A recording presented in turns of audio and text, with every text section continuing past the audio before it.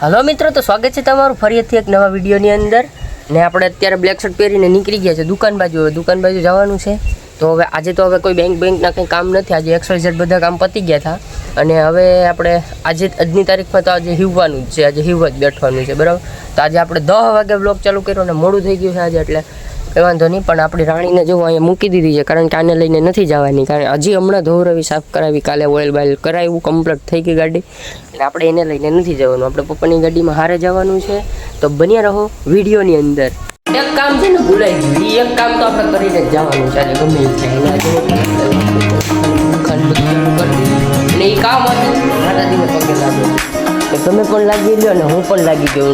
આજે આપણે છે ને માતાજીને પ્રાર્થના કરીએ કે આપણા વિડીયોની અંદર 1K વ્યૂ આવી જાય, તો તમે પણ મિત્રો પ્રાર્થના કરો કે આપણા વિડીયોની અંદર 1K વ્યૂ આવી જાય। જય કાળિયા ઠાકર, જય મુંબઈમાં, જય ટીવી। તમે જોઈ શકો છો કે રાંધણમાં બેઠા છે આપણા મંદિરે, મિત્રો આપણે પગે લાગી પ્રાર્થના કરી કે આપણા વિડીયોમાં 1K વ્યૂ આવી જાય, તો તમે પણ 1K વ્યૂ કરાવી નાખો ફટાફટ। કારણ પછી હું અને પપ્પા નીકળી ગયા છે દુકાન તરફ, અને દુકાન તરફ જતા તો રસ્તામાં કેહુર કિંગની વાડી જેવો રસ્તો આવી ગયો છે। ફાઇનલી મિત્રો હું દુકાને આવી ગયો છું અને આપણે કરી દીધું છે આપણું કામ ચાલુ। જો અત્યારે આપણે પૂરતો બનાવવાનો છે, ઠીક છે, તો હવે આપણે પૂરતો ફટાફટ બનાવી નાખીએ અને તમે પણ બન્યા રહો આપણા બ્લોગની અંદર।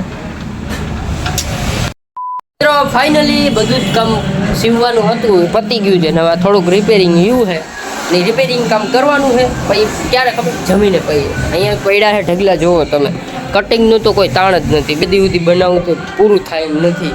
અને અહીંયા આપણું આવી ગયું છે ટિફિન, તો હવે ટિફિન જમી લઈએ ફટાફટ। અને પહેલાં ખબર છે તમને કે ટિફિન જેમાં પહેલાં એક વસ્તુ કરવાનું હોય, શું? ગલામાંથી અથાણું કાઢવાનું છે, આપણે એક મિની બ્લોગમાં કાઢ્યું હતું ને એવી જ રીતે કાઢીને મૂકી દેવાનું છે। તો ચાલો મિત્રો જમી લઉં ને પછી મળીએ તમને બ્લોગની અંદર। મિત્રો જમી લીધું છે ને રોંઢા થઈ ગયા છે, 7:30+ થઈ ગયા, 7:30+ જેવું થઈ ગયું છે।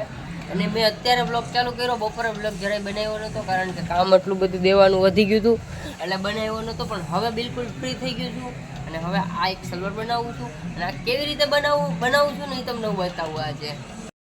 नहीं मुझे मजाक नहीं उड़वाना आपकी चीज का, मैं नहीं बताऊंगा। ફાઇનલી મિત્રો જે રીતે હમણાં મેં ક્લિપ નાખવાનો હતો, પણ એ ક્લિપ આપણે બંધ કરી દીધી છે, કારણ કે અમદાવાદનું ભાડું આવી ગયું છે ને હવે આપણે ટેમ્પો લઈને અમદાવાદ નીકળવાના છે। તો બન્યા રહો બ્લોગની અંદર, અને આજ રાત આખી જાગવાની છે અને ફૂલ વિડીયો વોચ કરવાનો છે તમારે, અને આપણે ડ્રાઇવિંગ પણ આપણે કરવાની છે, એટલે જઈએ આપણે અમદાવાદ ભેગા। ફાઇનલી મિત્રો આપણે આવી ગયા છે ગાડીની અંદર, અને તમે જોઈ શકો છો કે ગાડીમાં ભાઈ ડ્રાઇવિંગ કરે છે ને આપણે બેઠા છે ને આપણા રાતે વાર આવશે, પણ મજા આવવાની છે આ બ્લોગની અંદર, કારણ કે અમદાવાદની શેર કરાવવાનું છે તમારો ભાઈ, તો બન્યા રહેજો આપણો વિડીયોની અંદર। સાવરકુંડલા હોલ્ડ કરી નાખ્યો છે, તમે જોઈ શકો છો દુકાને આવી ગયા છે, સાવરકુંડલાની અંદર હોલ્ડ કરી નાખ્યો છે, 5-10 મિનિટમાં ગાડી ઉપાડવાની તૈયારી।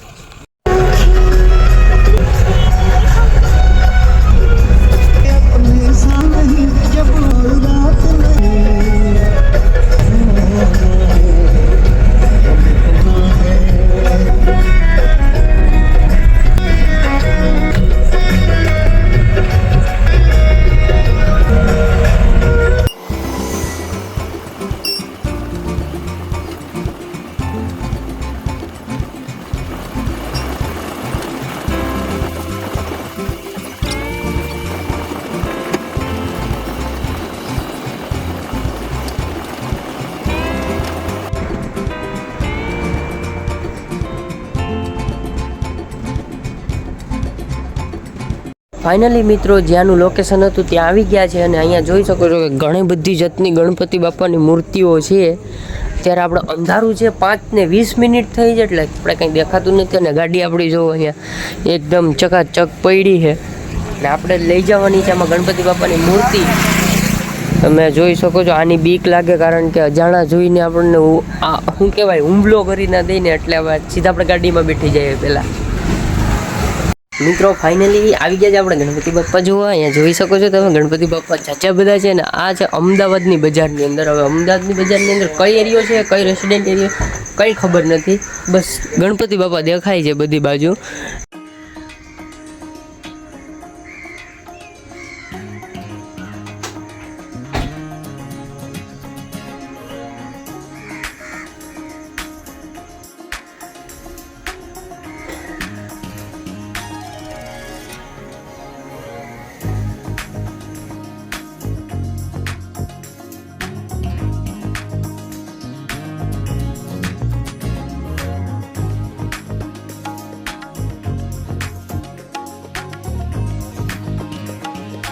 અહીંયા આ જે તીર છે એમાં આવી રીતનો કંઈક કલર કરવામાં આવે છે અને નાખૂનમાં કંઈક આવી રીતનો કલર થાય છે તમે જોઈ શકો છો.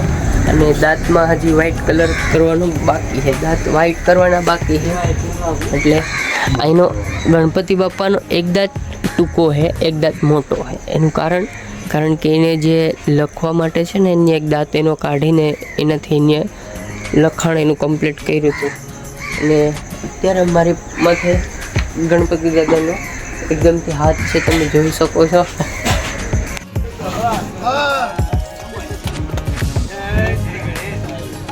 મિત્રો મસ્ત મજાના ગણપતિ દાદા છે એ આપણી ગાડીમાં બેઠી ગયા છે અને હવે આને પેકિંગ કરી નાખીએ, કારણ કે હલવા ન જોઈએ. આખા હેઠ દીવ સુધી કંઈ હલવા ન જોઈએ. એવી રીતના પેક કરી નાખીએ અને પછી મળીએ આગળના વિડીયોમાં.